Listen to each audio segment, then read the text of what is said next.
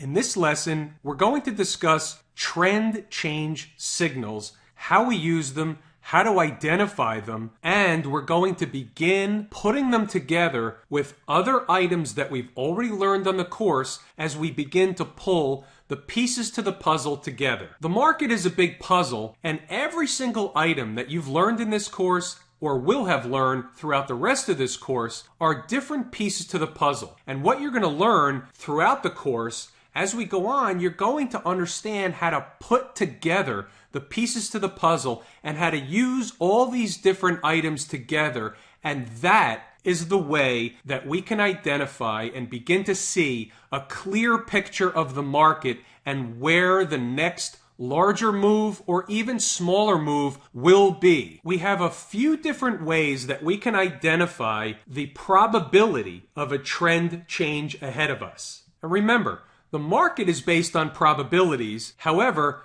nothing works 100% of the time, so even when you do have a trend change signal, that doesn't mean 100% of the time it's going to work in our favor. However, when we can take a trend change signal and put it together with some of the other pieces of the puzzle that we've already learned, that's how we increase our odds. We increase the probabilities of success. And that's all the market is. That's all trading is. Our objective is to increase or have the highest level of probability or odds in our favor of success, which gives us an edge and leads us towards profitable trades, easy trades, and consistent trades. So throughout this lesson, we're going to talk about Doji candles. We're going to talk about exhaustion bars.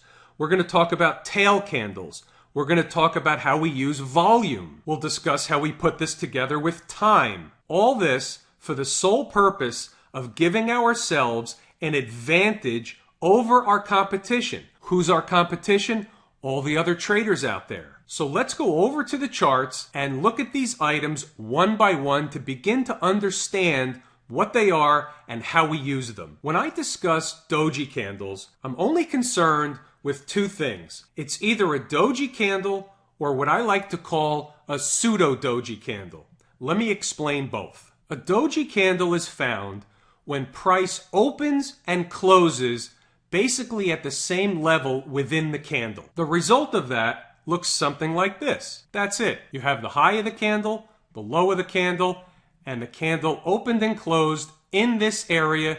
That represents a Doji candle. We can find them all over the charts on any time frame, whether we're looking at a 10-minute chart, an hourly chart, it makes no difference. We can always find Doji candles. They happen all the time. So for example, the chart you're looking at, can you locate a Doji candle? They're all over the place. However, we're only concerned with Doji candles that happen at specific points in time or at specific prices or after a specific move in the market. And we'll get into that as this lesson goes forward. The other type of candle that I mentioned before, what I like to call a pseudo Doji candle, that's very similar, only it's not exactly where the candle opened and closed. However, it's close. And let me give you an example. You can see these are slightly different than the first series of Doji candles I showed. However, for our purposes here, they work the same. Many times, a Doji candle or pseudo Doji candle will act as a signal of an ensuing or coming trend change, but only will act as a trend change when certain conditions exist in the market. And that's what's important, and that's what we need to focus on in order to use these to our advantage. Now, before we go forward, those of you that have studied charting, have read books on technical analysis and charting techniques, you will have seen other names for other types of Doji candles. You may have heard about a long-legged indecision Doji, a dragonfly bullish Doji, a gravestone bearish Doji. These are all names that exist out there in the marketplace, but they're of no concern to us. They're fancy names with little meaning and little value. Therefore, we're going to ignore the fancy names and we're only going to focus on two things: a Doji candle and a pseudo doji candle. And the limitation on a pseudo doji candle, if you look at the one here, you can see that the body of the candle is very narrow. What we don't want to use as a pseudo doji candle is anything larger than a square. And what I mean by that is this one could be a square, and that's okay, but anything larger than that is not okay. So this one's okay, this is okay, but this is not okay. This is not okay. It's too large.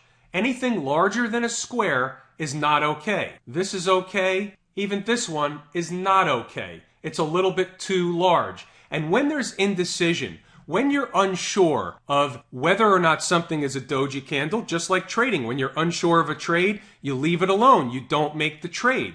When you're unsure if a doji candle is not exactly a square or less, you leave it alone. Move on to the next trade, wait for the next trade setup. What's most important is how do we use them and when can we use them? For example, if you go back to the lesson on time and how time plays a role in the markets, this is how we begin to put together some of the pieces to the puzzle to get the clear picture. You'll recall that there are certain time factors that are important to the market. We like the number 3, we like the number 7, and we like the number 10 as an example. So when we see a market that's trending for a specific period of time, maybe it's 7 candles, or maybe it's 9 or 10 candles. 9 would be a factor of 3.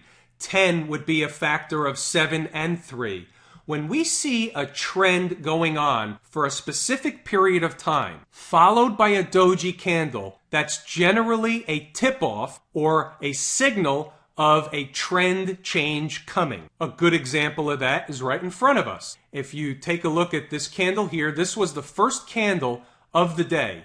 And since it was the first candle of the day, we can use it as number 1 in our time count. So we had 1, 2, 3, 4, 5, 6, 7, 8.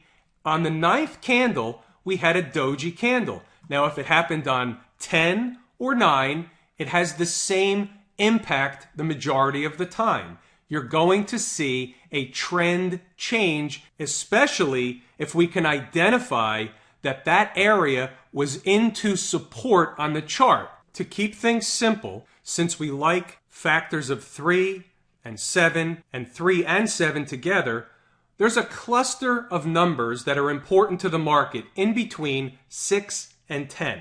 So anytime you see a doji candle after a trend that has been going on for 6 or 7 or 8 or 9 or 10 candles, that's an area you want to be looking closely at, especially if you can identify that where that doji took place is in an area of probable support. Here, the doji occurred on the 9th candle, which is within our range, and therefore we want to be looking for signals of a trend change. We want to be looking for a trend change. Now here's the best part about using a technique like this. Let's map out a hypothetical trade. The market opens, it's trending down for over an hour to an hour and a half, and all of a sudden you see a doji candle or a pseudo doji candle take place. Based on the methods of finding support and resistance found in this course, let's say that you've identified that this area down here is a support level, so we would be looking for a reason to potentially take a trade. A doji candle provides that reason. The amount of candles down, the amount of time that that trend downward was taking, provides another reason to potentially take a trade. That, coupled with the doji, coupled with the support area, are 3 reasons why you would want to take the trade. The more reasons you have, the higher probabilities, the better your odds are that the trade is going to work out. So this candle closes, and based on everything we just discussed, you take a trade. Now this one would have worked out, but let's say it doesn't work. Again, nothing works 100% of the time, so we always have to be on guard for where we're wrong. One of the most important things in trading is understanding where we're wrong.